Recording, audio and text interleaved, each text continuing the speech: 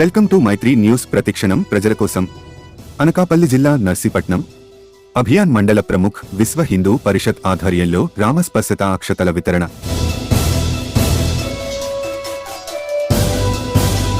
హాజరే ఇంటింటికి వితరణ చేసిన మాజీ మంత్రి చింతకాయల అయ్యన్న పాత్రుడు, చింతకాయల రాజేష్.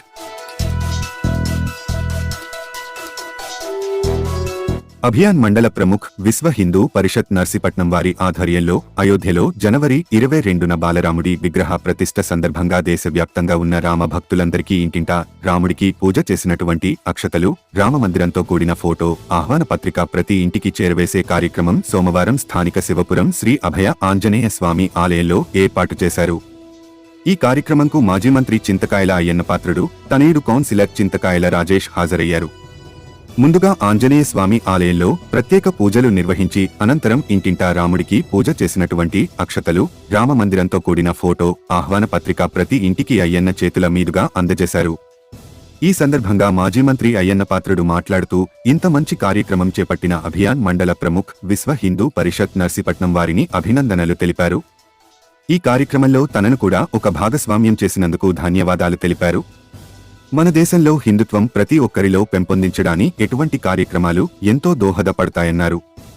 అయోధ్యలో రామమందిరం ప్రారంభోత్సవం రోజున ప్రతి ఒక్కరు సాయంత్రం తమ ఇండ్లలో 5 మట్టి ప్రమిదలతో దీపాలు వెలిగించవలసిందిగా కోరారు.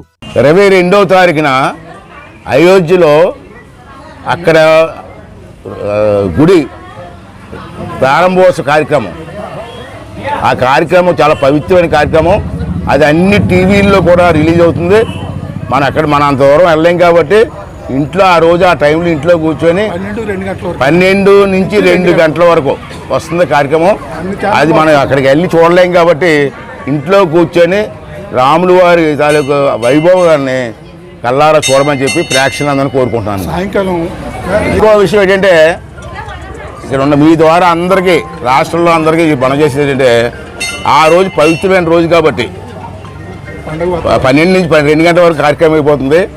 సాయంత్రం పూట హిందువులుగా మన బాధ్యత ఏంటంటే, ప్రతి ఇంట్లో మినిమం 5 ప్రమిదలు అక్కడ అయిపోతుంది కార్యక్రమం. సాయంత్రం మన ఇంట్లో ప్రతి ఇంట్లో కూడా మినిమం 5 ప్రమిదలు పెట్టి దీపారాధన చేస్తే మంచి పుణ్యం వస్తుంది. మన కుటుంబాలు బాగుంటాయి, మన అందరూ కూడా బాగుంటాయి, ఆరోగ్యంగా ఉంటాయి. కాబట్టి ఆ కార్యక్రమం కూడా చెప్పి ప్రేక్షకులందరినీ కూడా మనం చేస్తాం.